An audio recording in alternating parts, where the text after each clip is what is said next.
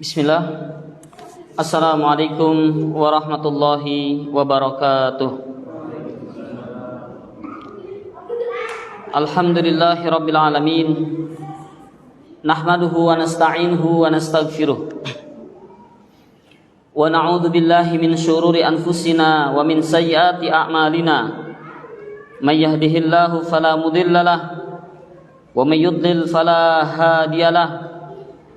Ashhadu an la ilaha illallah wahdahu la syarika lah wa ashhadu anna Muhammadan abduhu wa rasuluh la nabiyya wa la rasula ba'dah.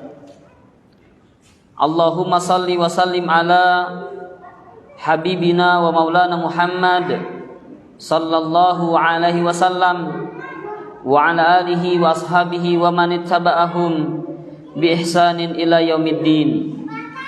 Yaqulullahu subhanahu wa ta'ala fi kitabihil azim ba'da a'udzu billahi minasyaitonir rajim. Ya ayyuhalladzina amanu ittaqullaha haqqa tuqatih wa la tamutunna illa wa antum muslimun. Wa qala subhanahu wa ta'ala ya ayyuhan nas ittaqu rabbakumul ladzi khalaqakum min nafsin wahidah wa khalaqa minha zawjaha wa batha minhuma rijalan katsiran wa nisaa wattaqullaha alladzi tasaaluna bihi wal arham innallaha kana 'alaikum raqiba. Wa qala subhanahu wa ta'ala ya ayyuhalladzina amanu ittaqullaha wa qulu qawlan sadida yuslih lakum a'malakum wa yaghfir lakum dhunubakum wa may yuti'illah wa rasulahu faqad faza fawzan 'azima. Wa ba'du, i'lamu rahimani wa rahimakumullah fa inna ahsanal kalami kalamullah wa khairal huda huda Muhammadin nabiy sallallahu alaihi wasallam wa syarrul umuri muhdatsatuha fa inna kulla muhdatsatin bid'ah wa kulla bid'atin dhalalah wa kulla dhalalatin finnar. Amma ba'du. Ayul ikhwah, kepada para jamaah sekalian, kaum muslimin dan kaum muslimat rahimakumullah. Alhamdulillahirabbil alamin. Segala puji hanya milik Allah subhanahu jalla jalaluh, yang telah memberikan kepada kita berbagai macam nikmat yang sangat besar. Di antaranya adalah nikmat iman dan Islam, nikmat kesehatan, nikmat waktu luang, dan juga nikmat taufik dan hidayah dari Allah subhanahu wa ta'ala.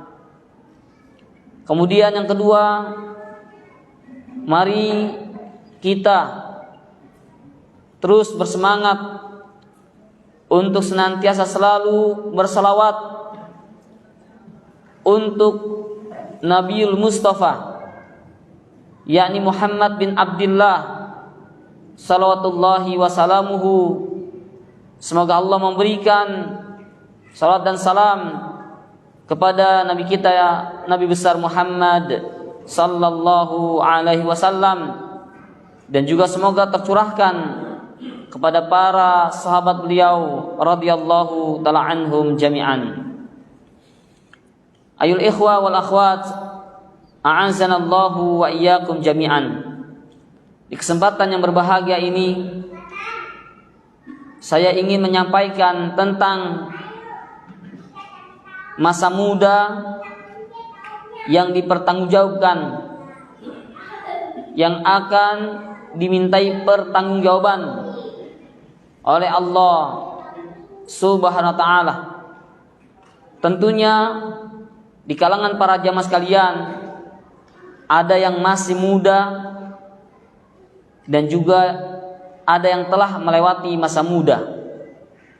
Oleh karena itu, ikhwani wa akhwati yang Allah subhanahu wa ta'ala cintai dan muliakan, maka perhatikanlah bahwasannya masa muda adalah masa di mana seseorang mencari jati dirinya. Masa muda adalah seseorang itu ingin membuktikan eksistensinya.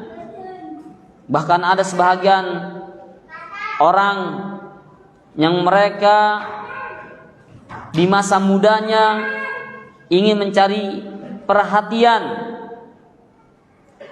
dengan melakukan hal-hal yang menjadi pusat perhatian oleh manusia. Ikhwani azanallahu wa iyyakum jami'an. Tentunya masa muda juga, yakni masa muda yang penuh dengan dorongan syahwat yang begitu kuatnya. Dan masa muda adalah masa yang penuh dengan dorongan syubhat yang begitu dahsyatnya. Oleh karena itu, masa muda ini kita harus kontrol. Perlu adanya pembinaan agar mereka tidak berlebihan atau keluar dari bimbingan syariat Islam. Karena masa muda ini banyak keunggulannya, memiliki kelebihan-kelebihan yang tidak dimiliki oleh orang yang sudah tua renta. Di antaranya adalah masa muda, yakni masa yang penuh dengan semangat yang membara, tenaga masih kuat, tekad yang kuat, bahkan mereka memiliki ide yang cemerlang, memiliki pemikiran yang berlian. Oleh karena itu, masa muda akan dimintai pertanggungjawabannya secara khusus oleh Allah Subhanahu wa ta'ala. Sebagaimana hal ini disampaikan oleh Nabi kita yang mulia Muhammad sallallahu alaihi wasallam dalam hadis yang sahih dari Al-Imam At-Tirmidzi. Rasulullah bersabda, la tazulu qadamu ibni Adam yaumal qiyamati min indi rabbih hatta yus'ala an khamsin.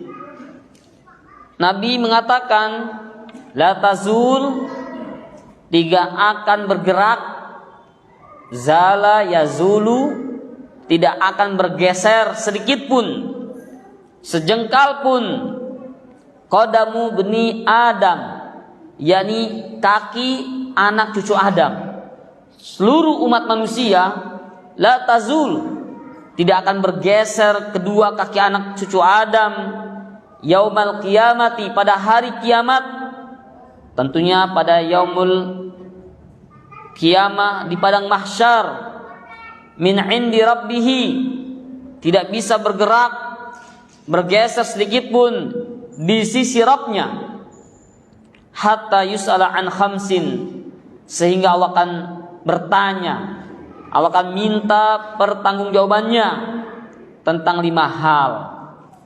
Jadi tidak ada yang bisa melarikan diri. La tazul, tidak akan bergerak, tidak akan bergeser sejengkal pun kaki anak cucu Adam. Mungkin kalau di dunia ketika dipanggil oleh hakim, jaksa ataupun dari pihak kepolisian bisa kabur-kaburan. Ya. Pada yaumul kiamah la tazul, tidak bisa bergerak apalagi melarikan diri. Sehingga Allah akan tanya an khamsin, yakni tentang 5 perkara. Yang pertama adalah an umrihi fi ma'afnah, tentang umur kita, usia kita, untuk apa kita gunakan. Bapak Ibu yang sudah usianya 40, 50, bahkan mungkin mendekati 60, ya. Ini akan ditanya nih, an umrihi fi ma'afnah, engkau gunakan untuk apa semasa engkau hidup di dunia ini. Kemudian yang kedua, wa an syababihi fi ma'ablah, dan Allah akan bertanya kepada kita tentang syabab, yakni masa muda. yang saya telah terangkan, yang saya telah jelaskan tentang keutamaan masa muda, ya, maka akan tanya wa an syababi, tentang masa mudanya, fima ablah, engkau habiskan untuk apa?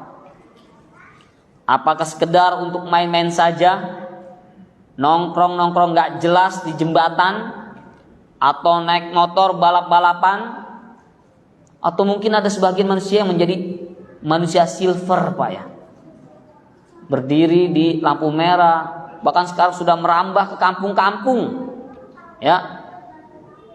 Allah akan tanya wa an syababihi fima ablah, engkau habiskan untuk apa masa mudamu? Kemudian yang ketiga, Allah akan tanya wa malihi, tentang hartanya. Tentang harta Allah akan tanya dua hal, ya. Yang pertama adalah min aina iktasabahu, dari mana Anda dapatkan harta ini. Jadi kalau mencari harta yang halal akan dihisap. Jangan tenang-tenang aja, Pak. Wah, alhamdulillah Ustaz, saya hasil usaha saya semuanya halal, ya. Kalau kita di dunia ini bekerja mendapatkan harta yang halal akan dihisap. Jika kita mencari harta yang haram akan diazab. Jadi kedua-duanya ini Masya Allah dihisap semuanya. Makanya nanti pada yaumul qiyamah orang kaya masuk surganya belakangan daripada apa? Orang miskin masuk surganya bisa duluan. Karena dia nggak ada pertanyaan ini, min aina iktasabahu, dari mana Anda dapatkan harta ini? Jangankan harta, ya, mobil, motor, sepeda ontel aja nggak punya, makan aja Senin Kemis. Bahkan ada sebagian yang menunggu, yakni pemberian dari orang lain. Maka masuk surganya duluan tuh, nggak ditanya tentang harta. Dan perbedaannya khamsina mi'ah, yakni 500 tahun, atau nisful yaum, setengah hari. Satu hari di akhirat yakni 500 tahun di dunia. Jadi si miskin, si fakir sudah bersenang-senang di surga, sementara si kaya masih disidang oleh Allah Subhanahu wa ta'ala. Min aina iktasabahu, dari mana Anda dapatkan harta ini?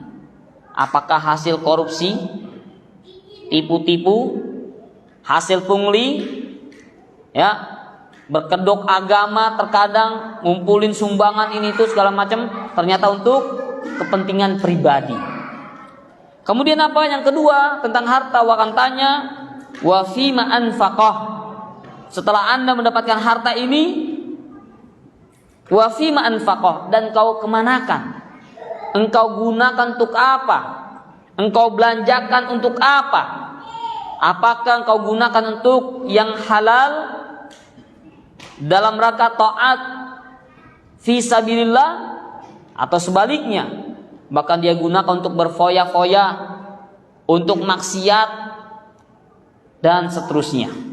Akan ditanya itu semua. Dan yang terakhir, Allah akan bertanya kepada kita sekalian, wa madza amila fima alima. Allah akan tanya kepada kita sekalian, khususnya bagi orang yang suka ngaji nih, Pak, ya. Kita semua akan ditanya wa madza amila, dan apakah Anda telah beramal? Amila, telah melakukan amalan, fima alima, terhadap ilmu yang Anda telah ketahui. Jadi jangan anteng-anteng aja nih, rajin ngaji, ya, tapi nggak pernah mengamalkan. Padahal kata Abdullah ibnu Mas'udin radhiyallahu anhu, beliau mengatakan ta'allamu, belajarlah dan belajarlah kalian tentang dinul Islam. Faida alimtum, dan jika sekiranya kamu telah tahu ilmu tersebut, tugas kita tinggal satu, fa'malu, dan kerjakanlah. Itulah yang disebut dengan al-ilmu an-nafi', ilmu yang bermanfaat, dia tahu, kemudian diamalkan. Maka Allah akan tanya, wa madza amila fi ma'alima? Apakah engkau telah melakukan, mengerjakan amalan terhadap ilmu yang engkau telah ketahui? Ya, jangan seperti orang-orang Yahudi al-maghdub yang Allah murkai. Mereka tahu ilmunya, mereka kenal siapa itu Muhammad sallallahu alaihi wasallam, bahkan mereka lebih mengerti, yakni seperti tentang apa? Abnaihim, seperti anak mereka. Mereka tahu ciri-ciri Rasulullah, tapi mereka tolak, mereka tidak amalkan ilmunya. Cuman gara-gara Nabi Muhammad sallallahu alaihi wasallam tidak Allah utus dari kalangan Bani Israel, malah dari kalangan Bani Quraisy. Ikhwan yazanallahu wa iyyakum jami'an. Oleh karena itu, dari hadis ini bahwasannya ada 5 perkara yang Allah akan tanya. Di antaranya adalah wa an syababihi fi ma'ablah, tentang masa muda kita habiskan untuk apa? Padahal di awal pertanyaan Allah akan bertanya kepada kita an umrihi fi ma'afnah, tentang umur kita, usia kita gunakan untuk apa? Ya, padahal masa muda adalah bagian dari umur kita. Tapi Allah minta secara khusus pertanggungjawaban kita habiskan, kita gunakan untuk apa masa muda kita. Ma'asyiral muslimin azanallahu wa iyyakum jami'an. Sebagaimana kita ketahui bersama bahwasannya kesuksesan anak-anak muda adalah ini merupakan kesuksesan umat. Tidak mungkin suatu umat mencapai kebahagiaan, kejayaan, kemapanan, kebesaran, dan juga ketentraman kecuali manakala yakni kaum mudanya, para pemuda-pemudi, jika mereka yakni berpegang teguh pada ajaran yang diajarkan oleh generasi pertama, yakni Nabi kita yang mulia dan para sahabatnya radhiyallahu ta'ala anhum jami'an. Maka ikhwan yazanallahu wa iyyakum jami'an, hendaknya para pemuda dia menghabiskan masa mudanya untuk thalabatul ilmi, belajar dan belajar ilmu din tentang agama yang pastinya bermanfaat untuk dirinya, untuk keluarganya, dan untuk masyarakat, bahkan untuk umat manusia secara umum. Ikhwan yazanallahu wa iyyakum jami'an. Begitu juga presiden kita yang pertama, yakni Insinyur Soekarno, beliau pernah mengatakan tentang pemuda. Apa kata beliau? Kata beliau di hadapan para masyarakat penduduk Republik Indonesia ini, beliau pernah mengatakan, berikan kepadaku 1000 orang tua, niscaya akan kucabut Semeru dari akarnya. Beliau kalau berpidato itu masya Allah, ya, berorasi, ya, berkhutbah, ya, ini membuat manusia terpukau. Beliau mengatakan, berikan kepadaku 1000 orang tua, niscaya aku akan cabut Semeru dari akarnya. Berikan aku 10 pemuda, niscaya akan kuguncang dunia ini. Subhanallah. Maka pemuda ini memiliki peran yang sangat penting dalam Islam.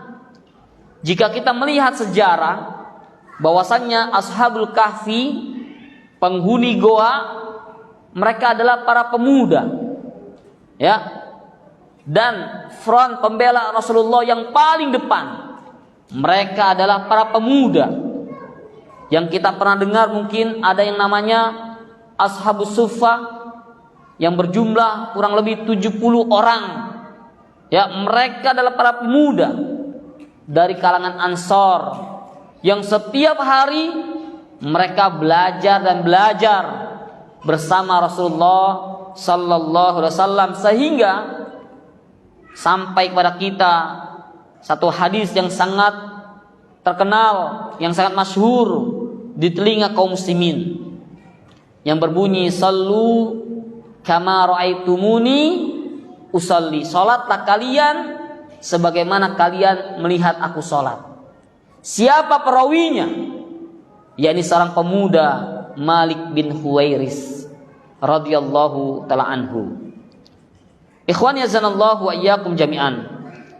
Tentunya pujian-pujian bagi para pemuda ini sangatlah banyak.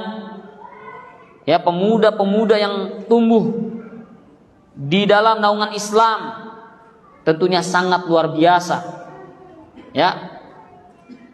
Mengapa demikian? Karena masa muda adalah masa yang penuh dengan dorongan syahwat yang begitu besar, dorongan syubhat yang begitu dahsyatnya, di mana mereka akan mudah terlena, terpukau dengan gemerlapnya dunia ini. Makanya Nabi menjanjikan bagi siapa saja seorang pemuda yang menghabiskan masa mudanya untuk tunduk dan patuh beribadah kepada Allah, maka akan berikan satu pahala, satu ganjaran yang sangat besar pada yaumul qiyamah di padang mahsyar.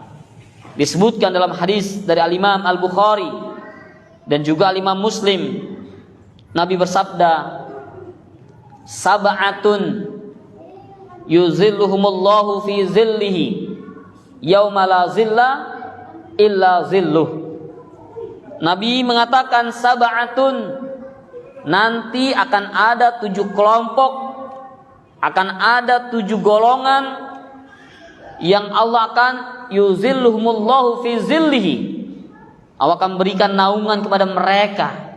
7 kelompok ini yauma la zilla illa zilluh, di mana pada hari tersebut tidak ada naungan kecuali naungan Allah subhanahu wa ta'ala, yakni di padang mahsyar.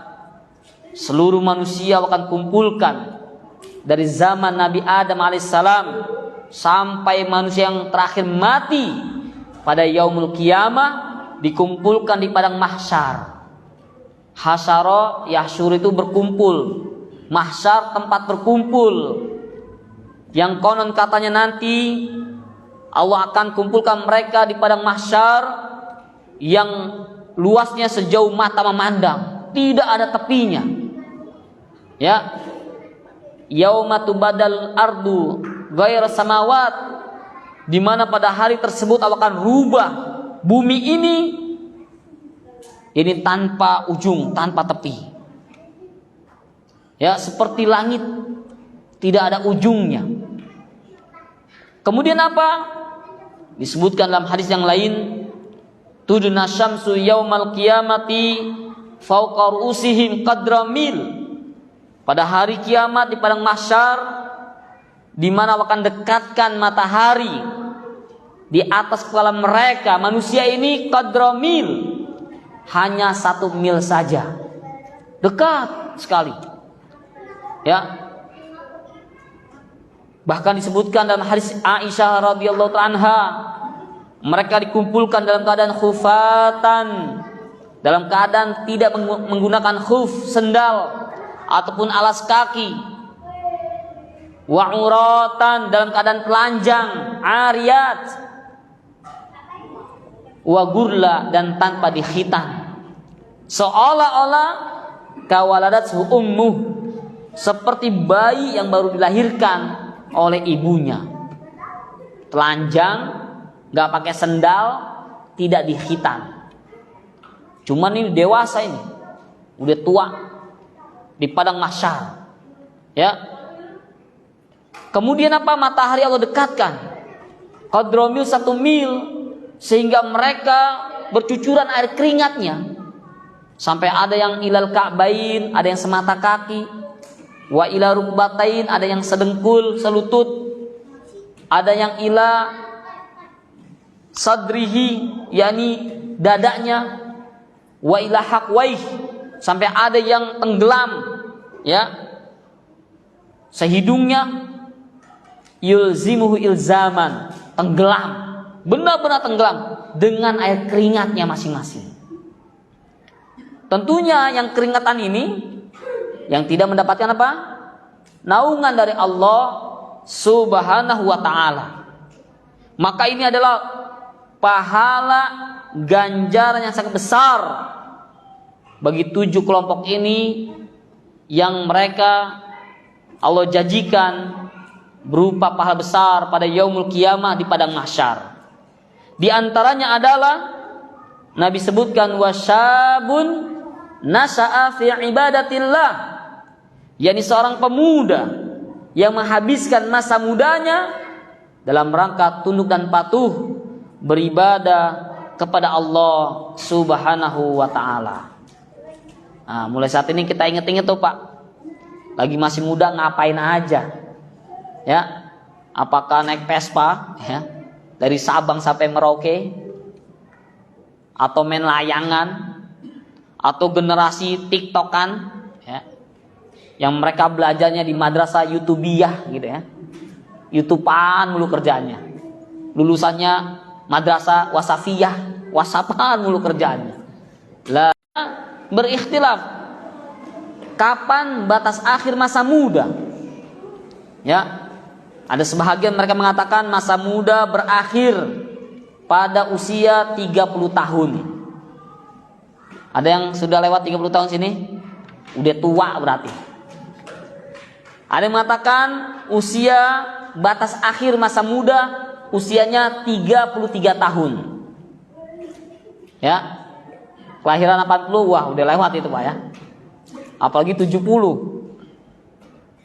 Dan pendapat yang ketiga dalam majalah Al-Asalah, Syekh Ali bin Hasan Al-Halabi, beliau menyebutkan pendapat yang ketiga, yakni masa muda berakhir pada usia 40 tahun. Wallahu ta'ala a'lam bishawab. Pendapat yang terakhir inilah yang lebih mendekati kebenaran, bahwasannya masa muda berakhir pada usia 40 tahun. Ya. Jadi yang masih 35, 36, 37 masih aman gitu. Tapi harus dihabiskan masa mudanya untuk beribadah, tunduk dan patuh kepada Allah Subhanahu wa ta'ala. Bahkan disebutkan dalam hadis yang lainnya dari Al-Imam Ahmad rahimahullah ta'ala rahmatan wasi'ah, Rasulullah bersabda, innallaha azza wa jal, sesungguhnya Allah azza wa jalla la ya'jabu, Allah merasa kagum, la ya'jabu, Allah merasa ta'ajub, merasa heran, minasyabab, dari seorang pemuda, laisat lahu syabwah, yakni Allah merasa kagum dan heran kepada seorang pemuda, laisat lahu sabwatun, yang dia tidak memiliki sabwah. Sabwatun ini bukan sabwah Pak ya, ini sabwatun, bahasa Arab ini ya. Disebutkan sabwah ada 3. Yang pertama adalah ini pemuda yang tidak mengikuti hawa nafsunya. Sabwah ciri-cirinya adalah seorang pemuda yang tidak selalu menjadi budak hawa nafsunya. Yang kedua, dia senantiasa selalu yakni mengerjakan amalan taat, amalan kebajikan. Ya. Rajin sholat berjamaah ke masjid, menghadiri majelis taklim, mengikuti kegiatan-kegiatan yang positif. Ada baksos, bakti sosial, ada kegiatan di RT, kerja bakti, dia kerja. Ya, melakukan amalan-amalan taat, ini sabwah. Dan yang ketiga, ciri-ciri pemuda yang Allah ta'ajub dengannya adalah dia berusaha dengan keras semaksimal mungkin untuk menjauhi kemaksiatan kepada Allah Subhanahu wa taala. Ya, itu namanya pemuda yang sabwatun, enggak suka ngikutin hawa nafsu, selalu mengerjakan amalan taat dan berusaha semaksimal mungkin untuk menjauhi maksiat. Wah, sekarang ya pemuda saat ini Masya Allah, kalau ada mungkin 10.001 ya Pak ya, atau mungkin 100.001 nih, bukan 1.001 lagi, jarang sekali yang ada pemuda kita ini subhanallah ya, yang perempuannya naik motor boncengan Pak ya, bertiga, namanya apa tuh, cabe-cabean katanya Pak ya, bibirnya menor, merah, udah kayak bibirnya kejepit pintu gitu ya, merah. Laki-lakinya nggak mau kalah, sama juga boncengan, 3 bahkan lebih sampai 4. Kalau perempuan cabe-cabean, kalau laki apa tuh? Terong-terongan. Wah. Kalau anak kecil ada lagi nih, masih SD pakai motor, goncengan juga tuh. Karena masih kecil berarti toge-togean gitu ya. Ikhwani azanallahu wa iyyakum jami'an. Sekarang anak-anak muda kita itu Masya Allah, mereka itu suka menyia-nyiakan waktu mudanya. Ya, nongkrong-nongkrong di jalanan, di jembatan sambil megang gitar, nyanyi ikutannya malam, yang datang siang gitu ya. Lagu-lagu zaman era dulu ya, Masya Allah. Ini maksiat ini. Ya, sobwah, dia berusaha semaksimal mungkin meninggalkan kemaksiatan kepada Allah Subhanahu wa taala. Ya. Bukan hanya sekedar menjauhi, bukan hanya sekedar nggak mau melakukan maksiat, dia tinggalkan, dia jauh-jauh dari maksiat. Wala taqrabuz zina, jangan berbuat wala taqrabuz zina, jangan kau mendekati zina.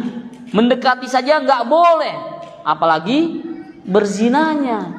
Maka di antara wasilah terjadinya perzinahan apa? PDKT, ya, pacaran dan seterusnya. Ikhwani azanallahu wa iyyakum jami'an. Oleh karena itu para pemuda hendaknya dia harus mengisi waktu mudanya, masa mudanya dengan kegiatan-kegiatan yang positif, seperti yakni menghadiri majelis ilmu, menghafal Al-Quran, menghafal hadis, ataupun membuat kegiatan-kegiatan yang positif seperti tadi bakti sosial, kerja bakti. Jangan malas, jangan sibuk bikin konten, ya, sibuk tiktokan. Ini bukan hanya pemuda, pemudi pun demikian.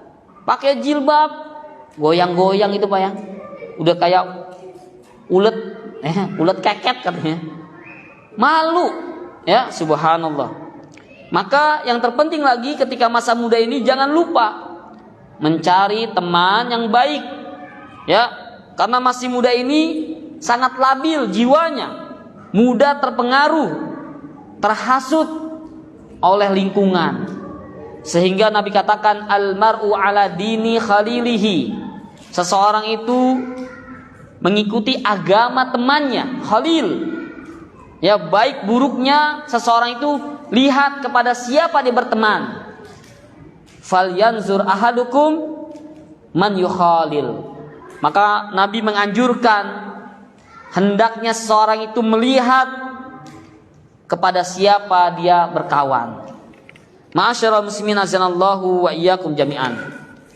Ya, sekali lagi contoh-contoh para pemuda di tengah masyarakat kita ini luar biasa. Ada sebahagian mereka yang memakai anting, ya, bukan di telinga, di hidung, gitu lah. Hidungnya ditindik. Bahkan ada yang di bibir, ada yang di lidah, ada yang di apa Pak? Di pusar. Ya, pemuda kita, gaya rambut dikatasin, pang gitu ya. Itu kalau ada tukang balon kesian, pecah ya. Ikhwani azanallahu wa iyyakum jami'an. Maka mereka sebenarnya melakukan hal tersebut tujuannya ingin mencari perhatian. Maka bapak ibu sekalian yang punya anak, yang belia masih muda diarahkan, isi mereka dengan hal-hal yang bermanfaat, bukan yang sia-sia. Al-Imam Ibnu Qayyim Al-Jauziyah rahimahullah ta'ala rahmatan wasi'ah, beliau mengatakan, nafsuka in asghalatha bil haqq wa illa istagalatka bil batil. Jiwamu, dirimu, jika tidak disibukkan dengan hal-hal yang baik, dengan amalan taat, maka istagalatka bil batil, maka jiwa ini, diri ini akan disibukkan dengan hal-hal yang batil, yang maksiat. Jadi pemuda-pemuda kita direkrut, ya, dirangkul, ajak untuk melakukan hal-hal yang positif, dikasih kegiatan. Makanya ada namanya itu, setiap masjid ada apa Pak? Prismi, ya, pemuda atau remaja masjid apa gitu Pak ya. Kalau di sini apa pemudanya Pak? Prisma. Apa tuh namanya? Kepanjangannya?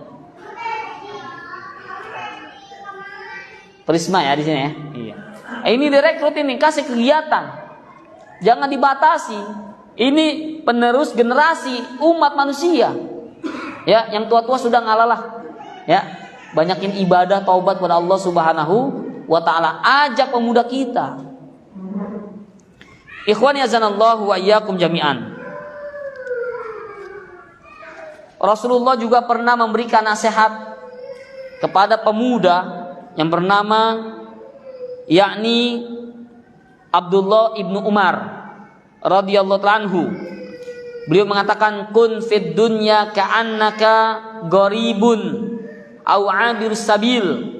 Wahai Abdullah ibnu Umar, kun, jadilah engkau, fid dunya, di dunia ini, ka'annaka gharib, seakan-akan kamu ini apa?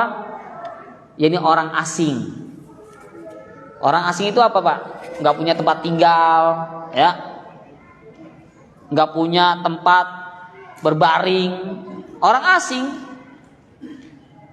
Kemudian apa kata Nabi? Aw'abirus sabil, atau kamu seperti, jadilah engkau di dunia seperti abirus sabil, yakni pengembara. Pengembara, dia ada sesuatu yang dituju, ya. Dunia ini tempat kita mencari bekal untuk sampai ke tujuan kita, yaitu akhirat. Ya, abirus sabil, pengembara, kita akan menuju ke negeri yang jauh. Yang tentunya Nabi gambarkan ini di padang pasir, di gurun Sahara. Ya, yang kanan kirinya panas membentang, ya, menyengat. Mungkin didapati saya juga ada perampok, tukang begal, ya, menyengsarakan. Maka ikhwani azanallahu wa iyyakum jami'an, hendaknya di dunia ini kita seperti gharibun, orang yang asing, au abirus sabil, atau yakni pengembara.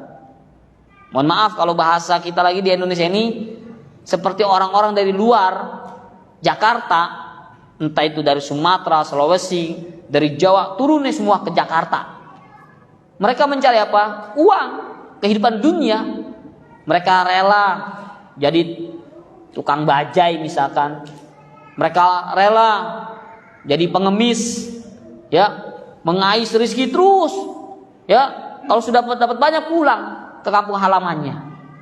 Mereka nggak apa-apa di Jakarta, di sini jadi gembel nggak masalah. Yang penting nanti pulang ke kampung banyak duit. Dan itu waki, nyata. Ya, pengemis ketangkep, dirazia, didapati tasnya ada belasan juta. Digerobak, banyak duitnya lagi. Ketika dipulangkan, di sana gelarnya sudah haji, punya ternak sapi gitu ya. Karena penghasilnya luar biasa. Jadi gepeng ya, gelandangan dan pengemis itu dulu ya. Mereka subhanallah, terutama di bulan Ramadan, penghasilan mereka sampai sehari 3 juta. Ya, sehari 3 juta dikali 30 hari berapa Pak? 3 kali 3 9 ya, 90 juta. Kalah ustadz gajinya. Subhanallah. Ya, kalau saya gaji alhamdulillah 5 koma lah. Tanggal 5 udah koma gitu. Nyari kemana lagi gitu. Ikhwani azanallahu wa iyyakum jami'an. Maka perlu diperhatikan ya nasihat Rasulullah kepada seorang pemuda. Kun fid dunya ka'annaka gharibun aw 'abirus sabil. Jadilah engkau di dunia ini seperti gharib, orang asing. Emang ini bukan tempat tinggal kita, ada negeri kita yang abadi. Karena kita memang asalnya dari surga. Ya, nenek moyang kita Adam alaihissalam dan Hawa itu asalnya dari surga. Ini kampung orang ini, dunia, bukan negeri yang abadi. Ikhwani azanallahu wa iyyakum jami'an. Kemudian begitu juga nasihat dari Ali bin Abi Thalib radhiyallahu anhu. Beliau pernah mengatakan, irtahalatid dunya mudbiratan. Dunia ini akan pergi jauh meninggalkan kita. Wartahalatil akhiratu mukbilatan. Sementara akhirat akan segera mendatangi kita dengan sangat cepatnya. Walikulli wahidatin minhuma banun. Setiap keduanya, salah satu dari keduanya, yakni apa? Dunia dan akhirat, mereka memiliki banun, punya anak-anak. Fakunu min abna'il akhirah. Maka jadilah kalian menjadi anak-anak akhirat. Wala takunu min abda'id dunya. Dan jangan kalian menjadi budak-budak dunia, cinta dunia, angan-angannya panjang. Kalau orang yang angan-angannya panjang, maka dia akan takut mati. Ya. Kemudian Ali bin Abi Thalib mengatakan, fa innal yaum amalun wala hisab. Di dunia ini tempat kita beramal, wala hisab, nggak ada perhitungannya. Wa amma godan, adapun besok nanti nih di akhirat, hisabun wala amal, adanya hari penghisaban, akan dihitung-hitung oleh Allah semuanya. Ya, di antaranya 5 pertanyaan tersebut, wala amal, dan tidak ada lagi amal. Wallahu ta'ala alam. Ini merupakan nasihat tentunya bagi saya pribadi dan bagi para jamaah sekalian untuk senantiasa selalu memanfaatkan masa muda kita sebelum datang masa tua. Wallahu ta'ala a'lam bishawab. Berapa menit lagi Pak salat Isya? 1 menit lagi. Oh, 2 menit lagi. Ya, mudah-mudahan cukup hadis yang saya akan bacakan dari Al-Imam Al-Hakim dalam kitabnya Al-Mustadrak. Nabi juga memberikan nasihat kepada kita sekalian, iktanim khamsan qabla khamsin. Manfaatkanlah, gunakanlah 5 hal, 5 perkara sebelum datang 5 perkara tersebut. Ya, kalau di kita ini dijadikan lagu nih Pak ya. Syababaka qabla haramik. Jadi gunakanlah, manfaatkanlah masa mudamu sebelum datang waktu tuamu. Manfaatkan. Mumpung masih kuat ke masjid, datang ke masjid. Mumpung masih kuat, masih muda, datang ke majlis taklim. Mumpung masih kuat menghafal Quran dan hadis. Kemudian apa? Syababaka qabla haramik. Yang pertama, gunakan masa mudamu sebelum datang masa tuamu. Dan seterusnya. Nanti kita akan lanjutkan ba'da salatil isya insyaallah taala. Terima kasih atas perhatiannya, saya ucapkan syukran wa jazakumullahu khair. Wassalamualaikum warahmatullahi wabarakatuh.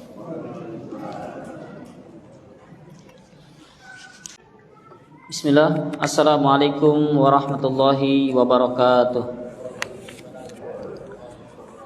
Alhamdulillahirabbil alamin wa bihi nasta'inu ala umurid dunya waddin. Wassalatu wassalamu ala nabiyil karim Muhammadin sallallahu alaihi wasallam wa ala alihi wa sahbihi ajmain wa ba'du. Kepada para ikhwan maupun akhwat, azanallahu wa iyyakum jami'an. Kita akan lanjutkan membaca hadis dari Abdullah ibnu Abbasin radhiyallahu ta'ala anhu, bahwasanya Rasulullah bersabda, igtanim khamsan qabla khamsin. Gunakanlah, manfaatkanlah 5 perkara sebelum 5 perkara itu datang. Yang pertama adalah syababaka qabla haramik, yakni masa mudamu sebelum datang masa tuamu. Wasihataka qabla saqamik, gunakanlah masa sehatmu sebelum datang masa sakitmu. Waginaka qabla faqrik, dan gunakanlah masa kayamu, berinfak dan sedekah sebelum datang masa kefakiranmu, yakni kemiskinan. Kemudian yang keempat, wa faraghaka qabla syaglik atau syuglik, dan manfaatkanlah masa luangmu sebelum datang masa sibukmu. Ya, nanti di akhirat sibuk orang yang memikirkan dirinya selamat atau tidak. Maka manfaatkan masa luang kita di dunia ini dengan beramal soleh sebelum datang masa sibuk kita pada di akhirat kelak. Dan yang terakhir, wahayataka qabla mautik, dan manfaatkanlah, gunakanlah, yakni hidupmu sebelum datang kematianmu. Hendaknya kita beramal soleh ketika masih hidup di dunia ini, ya, sebelum datang kematian. Karena pada hakikatnya orang yang cerdas, yang Nabi sebutkan, al-kaisu man dana nafsahu wa amila lima ba'dal maut. Orang yang cerdas adalah orang yang senantiasa selalu berintrospeksi diri. Man dana nafsahu, yang suka menghisap dirinya, sudah benar atau belum amalannya, sudah semangat atau belum ketika belajar, menuntut ilmu dan seterusnya. Kemudian yang kedua, kata Nabi, orang yang kayis, yakni orang yang cerdas adalah man amila lima ba'dal maut, orang yang beramal untuk kehidupan setelah kematian. Ya, jadi kita beramal ini untuk kehidupan setelah kita mati, yakni kehidupan di akhirat kelak. Ikhwani azanallahu wa iyyakum jami'an. Tentunya 5 perkara tersebut, ya, kita baru bisa mengetahui manfaatnya, kita baru bisa merasakan betapa penting 5 hal tersebut setelah zawaliha, setelah 5-5-nya kita sudah hilang, udah nggak muda lagi, baru nyesel. Oh iya, udah tua sekarang nih ya. Dulu lagi sehat kemana aja, sakit baru nyesel. Udah miskin baru ingat, wah kemarin saya punya harta, punya tanah, coba buat wakaf, bikin masjid, bikin pesantren, ya, nyesel, ya. Jadi kita bisa merasakan manfaatnya 5 perkara tersebut setelah hilang, baru nyesel. Ikhwani azanallahu wa iyyakum jami'an. Di kajian terakhir ini saya akan menutup dengan membaca surat At-Tin yang sama-sama mungkin kita telah hafal. A'udzubillahi minasyaitonirrajim. Allah Subhanahu wa taala berfirman, Bismillahirrahmanirrahim. Wat-tini waz-zaitun. Allah bersumpah dengan buah tin dan zaitun, yakni salah satu buah yang berada di surga. Yang buah tin dan zaitun ini adalah buah yang banyak tumbuh di Baitul Maqdis, daerah Baitul Maqdis, Yerusalem, ya, di mana Allah utus Nabiullah Isa alaihissalam. Jadi Allah bersumpah dengan buah tin dan zaitun. Maksudnya apa? Yakni di daerah tempat buah tin dan zaitun ini tumbuh, yakni daerah Baitul Maqdis, tempat di mana Allah utus Nabi Isa alaihissalam. Kemudian Allah katakan wa turi sinin, dan Allah bersumpah dengan bukit Tursina, ya, tempat di mana Allah langsung berbicara, ya, berbicara secara langsung tanpa ada turjuman, tidak ada penterjemahnya dan tidak ada penghalangnya, tentunya langsung. Wa kalamallahu Musa taklima, Allah berbicara langsung kepada Musa alaihissalam taklima, dengan sebenar-benarnya pembicaraan, yakni di bukit Tursina. Allah berbicara kepada Musa alaihissalam.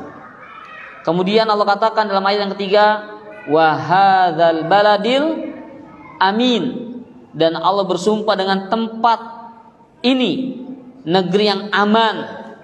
Ya, wa hadzal balad al amin, negeri yang aman, yakni kota Makkah al Mukarramah, negeri yang sangat aman, ya, yang tentunya karena syarat Islam, orang yang mencuri, koruptor, melebihi nisabnya, potong tangan. Maka kejahatan, ya, kriminal di Saudi Arabia itu 0, berapa persen, kecil dikit, ya. Allah bersumpah wa hadzal baladil amin, dan Allah bersumpah dengan negeri Mekah yang aman, tempat di mana Allah utus Nabi kita yang mulia Muhammad sallallahu alaihi wasallam. Kemudian di ayat berikutnya Allah katakan laqad khalaqnal insana fi ahsani taqwim. Sungguh kami telah ciptakan manusia dengan sebaik-baik bentuk.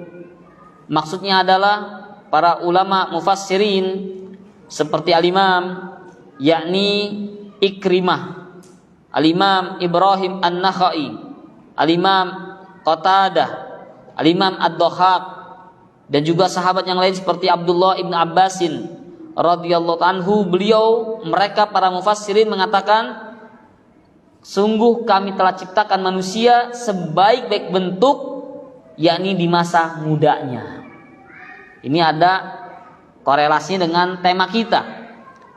Yang dimaksud dengan kami telah ciptakan manusia sebaik-baik bentuk, yakni ketika fi syababihi, di masa mudanya, pemikirannya cemerlang, memiliki ide yang berlian, kuat, gagah, ya, masa muda. Ya, kalau anak-anak lemah, nanti disebutkan lagi dalam surat yakni Ar-Rum ayat 54.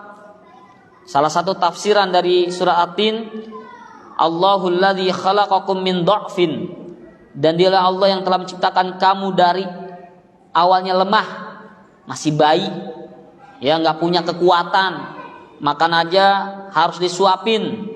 Summa ja'ala min ba'di dha'fin quwwatan. Kemudian Allah ciptakan setelah lemah menjadi kuat, menjadi pemuda. Summa ja'ala min ba'di quwwatin dha'fan. Kemudian Allah ciptakan setelah kuat lemah lagi, wa syaibatan, dan tumbuh uban, yakni tua. Yakhluqu ma yasha wa huwal alimul qadir. Allah menciptakan segala sesuatu dengan sesuka Allah, dan dialah Allah zat yang maha alim lagi maha qadir, maha kuasa. Ikhwani azanallahu wa iyyakum jami'an. Setelah Allah ciptakan manusia dengan sebaik-baik bentuk, yakni fi syababihi, ketika masa mudanya, tsumma radatnahu asfala safirin. Kemudian kami akan kembalikan manusia tersebut dalam keadaan serendah-rendahnya. Kembali lagi siklusnya seperti anak bayi. Ya, orang kalau sudah tua, udah pikun, mohon maaf nih, kencingnya sembarangan. Udah makan, lupa minta makan lagi. Pokoknya tingkah lakunya seperti anak-anak. Ya. Kemudian Allah katakan illal ladzina amanu, kecuali orang-orang yang beriman. Bukan hanya sekedar beriman saja, wa amilus shalihat, namun mereka beramal saleh, falahum ajrun ghairu mamnun, maka bagi mereka lah pahala yang tidak terputus. Nah, poinnya di sini, Pak. Al-Imam Ibrahim An-Nakhai, beliau mengatakan bahwasanya jika seorang mukmin di masa senjanya sudah tua, di mana pada saat itu dia sangat sulit untuk beramal soleh, mau ke masjid udah nggak kuat, udah pakai tongkat, ya, tangannya bergetar, karena apa tuh, Pak? Stroke, ya, mulut menyong gitu, suaranya udah nggak jelas terdengar, sulit orang untuk beribadah. Anak kecil suruh ibadah, khususnya paling berapa menit, mungkin berapa detik, suruh ngaji kabur-kaburan, Pak, ya. Itu kelakuan orang yang sudah tua, dha'fin, lemah, ya, sulit. Maka jika ada seorang mukmin yang di usia senjanya, di masa tuanya, maka dia akan mengalami sangat sulit dalam beramal soleh. Akan tetapi Allah akan catat baginya, yakni pahala amalan yang dia lakukan dahulu di masa mudanya. Inilah yang dimaksud dengan falahum ajrun ghairu mamnun. Bagi mereka pahala yang tidak terputus. Kalau masih muda, rajin sholat, puasa, ya, beramal soleh, ya, rajin ngaji, membantu sesama manusia, dia lakukan semua amalan taat, kemudian datang masa tua, dia nggak bisa melakukan itu lagi. Allah akan catat bagi pahala seperti yang dia lakukan di masa mudanya. Wah, masya Allah, seneng ya Pak ya. Kalau masih muda beramal soleh itu senang, karena nanti tuanya itu dicatat seperti masa mudanya. Karena Allah Maha tahu, dia tidak berbuat demikian, nggak sholat berjemaah lagi ke masjid, ya, karena apa? Sudah lemah. Kalau dia kuat pasti ke masjid, seperti masa mudanya. Dia nggak puasa lagi karena lemah. Semasa mudanya dia kuat puasa, bukan hanya Ramadan, Senin Kemis, bahkan puasa Daud dan seterusnya. Ikhwan yazanallahu wa iyyakum jami'an.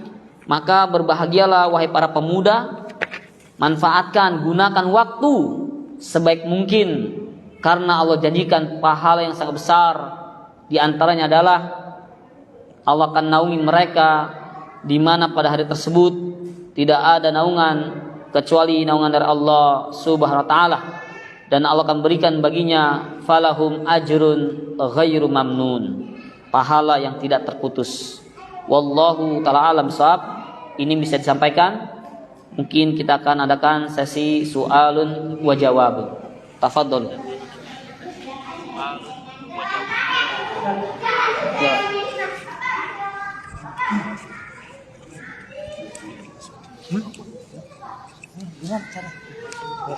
Assalamualaikum warahmatullahi wabarakatuh. Waalaikumsalam. Khususnya orang tua Pak Ustadz, bagaimana memberikan konsep edukasi kepada anak-anaknya agar tidak mudah tergelincir. Karena kita tahu di zaman yang modern ini banyak sekali media atau fasilitas yang dalam tanda kutip yang negatif yang membuat orang banyak sekali terpengaruh. Itu Ustadz. Ya, baik. Tayyib, terima kasih, jazakallahu khair. Ya, untuk para orang tua, bapak maupun ibu sekalian, bagi yang punya anak-anak, baik yang masih kecil, ya, yang masih remaja, yang sudah beranjak dewasa, maka harus senantiasa selalu dikontrol, dibina, diberikan bimbingan, jangan dilepas, ya, diberikan batasan waktu, ya. Di hadapan kita ini subhanallah ada yang namanya setan gepeng, ya Pak ya. Ini semua apa aja ada di sini. Ya, dunia digenggam kita. Mau berselancar ke Amerika nggak usah jauh-jauh, di sini juga ada. Ya, tinggal lihat. Ya. Maka caranya apa? Dikontrol, ya, diawasi, diperhatikan, kemudian dibatasi. Jangan diberikan kebebasan. Ya, demi kebaikan mereka. Dan juga untuk kebaikan kedua orang tuanya. Jangan sampai menyesal di kemudian hari. Ya. Kalaupun dia pengen misalkan melihat handphone, dicek. Kamu lihat apa nih tadi? Dicek tuh. Bila perlu dikasih password Pak ya. Kita yang bikinin, email kita yang bikinin gitu. Ntar kalau dia waktunya dewasa, udah lepas dari kita, itu tanggung jawab masing-masing. Jadi selama masih kecil, terkadang yang kecil-kecil ini SD, SMP udah jagoan dia daripada bapaknya gitu ya. Maka diawasi. Jangan setiap apa yang diminta oleh anak diturutin. Enggak harus. Minta motor gini, dikasih, kalau enggak nangis gitu ya. Jangan dilihat maslahat dan madorotnya. Termasuk juga tadi handphone. Jadi kiat-kiatnya adalah harus senantiasa diperhatikan, dikontrol, dibina, ya, diberikan kegiatan-kegiatan yang positif. Jangan biarkan mereka yakni melakukan hal-hal yang maksiat. Ya. Anak-anak kita harus diperhatikan. Apalagi masa muda itu masa yang penuh dengan mencari perhatian. Kalau orang tuanya yang tidak memperhatikan, dia cari perhatian dengan orang lain. Tingkah lakunya lah, bikin tato lah, rambut itu nyari perhatian, pengen dilihat. Kalau dia dilihat senang, dia merasa bangga, ya. Kemudian juga yang kedua, setelah kita memberikan perhatian, pembinaan, controlling segala macam, jangan lupa juga pilihkan teman-teman yang baik, yang soleh. Ya, kalau dia sekiranya berteman dengan ini, larang. Bapak berhak melarang anaknya, jangan teman itu. Bapak nggak suka. Ini anak nggak bagus, nggak suka ke masjid. Ya, waktu maghrib malah nyekek botol gitu ya. Waktunya isya bukannya ke masjid, malah ngadu ayam jago gitu ya. Dan seterusnya. Perhatikan temen, ya. Tadi sudah disebutkan oleh Nabi, almar'u ala dini khalilihi, ya. Seseorang itu baik buruk agamanya tergantung temennya siapa. Pilihkan sahabat yang baik, ya. Kemudian ketiga, cari area lingkungan yang baik. Ini sangat penting, Pak. Seseorang itu berkualitas atau tidaknya, dia tinggal di lingkungan mana. Misalkan sebut saja ini minuman, ya. Ini kalau di emperan mungkin harganya 2.000 3.000. Ya. Kalau masuk ke supermarket beda lagi harganya, bisa 7.000 8.000. Masuk ke hotel bintang 5 bisa puluhan ribu ini. Tergantung lingkungan, padahal produknya sama. Anak kita pengen bagus atau tidaknya, lihat, cari lingkungan yang bagus. Ya. Termasuk tadi yang pertama itu kan di controlling, pembatasan, termasuk tadi area apanya? Mainnya, dilihat. Jangan dibiarkan. Ya. Zaman dulu kita orang tua azan maghrib cariin tuh anak gitu ya. Kalau sekarang enggak, anaknya mau pulang jam berapa, mau pergi izinnya Pak, cium tangan udah. Enggak ditanya tuh sama siapa, pulang jam berapa, enggak tanya udah. Bahkan bangga, wah, alhamdulillah anak saya udah punya gebetan gitu ya. Ya, yang ketiga tadi dicarikan lingkungan yang kondusif. Yang terakhir, yang keempat, tentunya kita tidak lepas dari mendoakan mereka. Di antara doa yang makbul, yang mustajab adalah da'watul walid liwaladih. Doa orang tua untuk anaknya. Doakan. Kalau bukan kita orang tua yang mendoakan mereka, siapa? Gak mungkin teman-temannya, gak mungkin gurunya juga lupa ya sama anaknya. Gimana buat murid lagi ntar? Doakan orang tua kebaikan untuk anaknya. Ya, salah satu doaun la turad. Ada 3 doa yang tidak mungkin Allah tolak. Di antaranya adalah da'watul walid liwaladih. Doa orang tua untuk anaknya. Doakan mereka kebaikan. Ya. Jangan sampai dikatain dasarnya anak setan gitu ya. Wah. Itu anak protek lah. Kalau saya setan, bapaknya siapa gitu? Bapak setan juga nih gitu ya. Jadi ucapan itu dijaga, ya. Jangan sembarangan. Doakan kebaikan. Ya, orang Arab itu kalau marah mereka, ya Ahmad, Allahu yahdik gitu. Dia marah tapi mendoakan, semoga Allah berikan hidayah kepadamu. Allahu yahdik gitu. Didoakan. Saya pernah baca artikel Pak ya. Ketika saya sudes ditanya, wahai Syekh, apa kiat-kiatnya kamu kok bisa jadi imam Masjidil Haramain Mekah dan Madinah sama Syekh Suraim.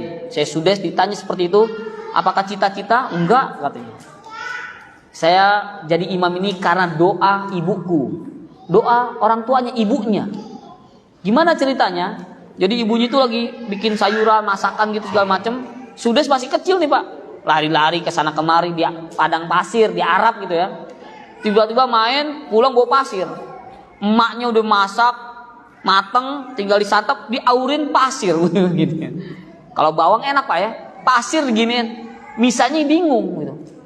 Ibunya marah. Ya Sudes, ukhruj anta wa kun imaman fi Masjidil Haram gitu. Keluar kamu, jadilah engkau imam di Masjidil Haram gitu. Marah, ngedoain, pergi gak engkau? Diusir, pergi kamu keluar katanya.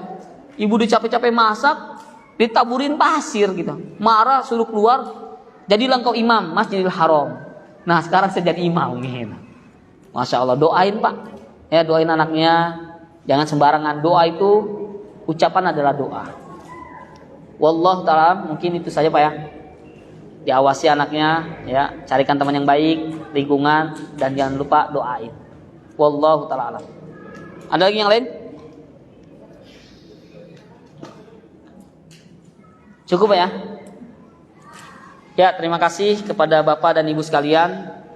Sekali lagi tentunya apa yang saya sampaikan ini bukan untuk Bapak dan Ibu secara khusus ya, tapi secara umum buat Bapak dan Ibu sekalian, khususnya untuk saya pribadi. Kita harus semangat gunakan masa muda ini untuk beribadah kepada Allah Subhanahu wa taala. Bagi yang sudah tidak muda lagi ya, segera bertaubat kepada Allah. Karena Nabi katakan innamal a'malu bil khawatim. Seseorang itu baik buruknya lihatlah di akhir hayatnya. Manfaatkan usia kita, masa hidup kita di dunia ini dengan hal-hal yang bermanfaat. Semoga Allah wafatkan kita semuanya dalam keadaan husnul khatimah. Amin ya rabbal alamin. Kita tutup kajian ini dengan membaca doa kafaratul majlis. Subhanakallahumma wa bihamdika asyhadu an la ilaha illa anta astaghfiruka wa atubu ilaik. Wabillahi taufiq wal hidayah. Wassalamualaikum warahmatullahi wabarakatuh.